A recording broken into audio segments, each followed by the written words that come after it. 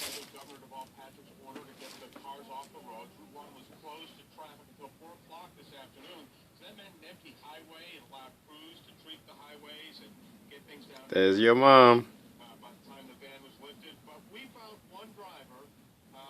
She hit the road a little bit early, about half an hour before that ban was lifted. She got into some trouble. That's your mom. Stuck on Route 1 in Walpole. Not a good day for her.